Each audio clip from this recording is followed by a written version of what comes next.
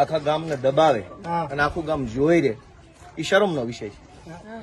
એક બેનના ઘરની આગે આ બધું બંધ કરી દીધું અને કોઈ એને કઈ કે નહીં.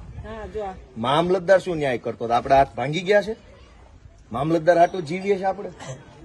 આટલી હદે ખોટું થયું. આ કોર્ટમાં ગયો ભાઈ, તોય નિર્ણય નો દીધો અમને. આજે 8 વર્ષ આ નિર્ણય થઈ ગયો. જેને મને ફાંસીએ ચડાવે ફાંસીએ ચડાવી દે. ધારાસભ્ય ફાંસીને ફંદે લટકાડે આ નિર્ણય કર્યો છે. કોના હિંમત છે એમ જોઈએ છે. એક બેન આરે આવું વર્તન થાય, આ કઈ વ્યાજબી વાત છે? ભાઈ ફટાકિયા દિવાળી અહીંયા ફોડાવે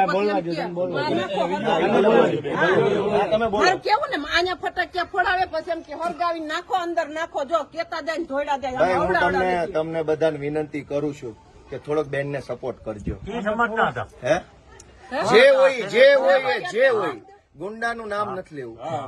તમે બધા ભવિષ્યમાં ગમે જ્ઞાતિના હો, આ બધી જ્ઞાતિના છે, બધા ધર્મના માણસો. ખોટું થતું એને બોલવાની ફરજ તો બધા ધર્મમાં લખી છે કે નથી લખી? બધાના પોતપોતાના ધર્મ ગ્રંથોમાં છે કે નહીં? તો આ બેન ને બીજી વાર હતો, હું પાછો આવીશ.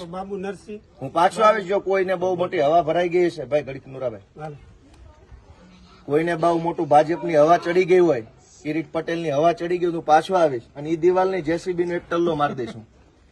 થોડાક દીખમો મને નવરા પડે મશીન લઈને હું આવીશ અને કોણ મને ફાંસીએ ચડાવું જોઈ લઈશ. આટલી હદે નાગાઈ કરવાની, આટલી હદે દાદાગીરી. કારણ કે માધવનું માણસ બોલે એમ નથી એટલે કરી. ભાજપના માણસ એટલે આપણે આમાં રેકોર્ડિંગ કરીને પછી બધાને બાટે. ના બાટે પણ અમારા આપી દો, આખી ગુજરાતને બતાવો કે બેન આરે ભાજપના ગુંડાઓ છે એ કેવું વર્તન કરે. આ મેન ગેટ છે, થોડાક પાછા હટીને બતાવો તો. બધા પાછા હટી જાવ, શું ઘટના બની. આ મેન ગેટ છે બેનના ઘરનો. થોડા ભાઈ પાછા હટી જાવ, બધા નીચે હટી જાવ. હટી જાવ બધા, બતાવો તો બેલા બતાવવા દો. આમળો હટાવો. આ બેનનું ઘર છે. આ વિશાળ અડમતિયા ગામ છે, ભેસાણ તાલુકાનું. આ મેન ગેટ છે એનો. હવે અહીંયા ભાજપના માણસે બેલા મૂકી દીધા અહીંયા સળંગ. આ બધા અમે હાથે અડસેલ્યા. 8 વર્ષથી આ ગેટ બંધ કરી દીધો. આવી નાગાઈ કરવાની, દાદાગીરી. શું કામ? તો કે હું ભાજપનો માણસ છું એટલે દાદાગીરી કરી. શું કામ? આ ભાઈ સીધા માણસ છે. આ બેલા અહીંયા મૂકી દીધા. અહીં સુધી લાઈન હતી અત્યારે. આમ આ ગેટની બહાર કેમ નીકળવાનું? તો બેને મને આજે હું ગામમાં આવ્યો, ફરિયાદ કરી, કીધું હાલો આપણે જ કાઢી નાખીએ બેલા. મામલતદાર શું કાઢવાનું? બરાબર. મામલતદાર ભાઈ આવતા જોઈને મુદ્દા પર જોઈને પાછા વયા જાય. ભાઈ બધા ભાજપ થી બીવે છે, ભાજપની લાશ કાઢે છે. આજે અમે ભેસાણ તાલુકાના વિશાળ અડમતિયા ગામે આ બેનના ઘરનો ગેટ ખુલ્લો કર્યો છે. જે ભાજપ વાળા મોકાતું હોય મને ફાંસીએ ચડાવી દે, હું જોઉં છું કોણ મને કઈ ફાંસીએ ચડાવે.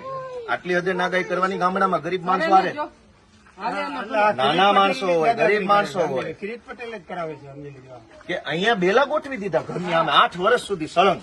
તો બહાર કેમ જવાનું, અંદર કેમ આવવાનું? પાયો કાઢ્યો ને ત્યાં વંડી સણવા નહોતા દેતા. હાઈ પાયો ચોખ્ખો કરે એટલે બેલા ન્યા સણાવી દેતા.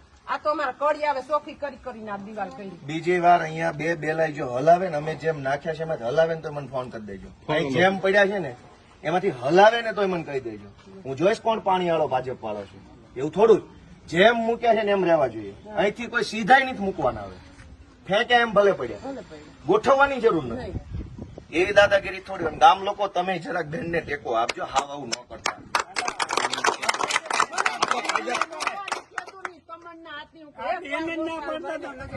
કાંઈ વાંધો નહીં. હવે હું બધાની રજા લઉં છું. ટેકો રાખજો જરાક. બરાબર. હાલો.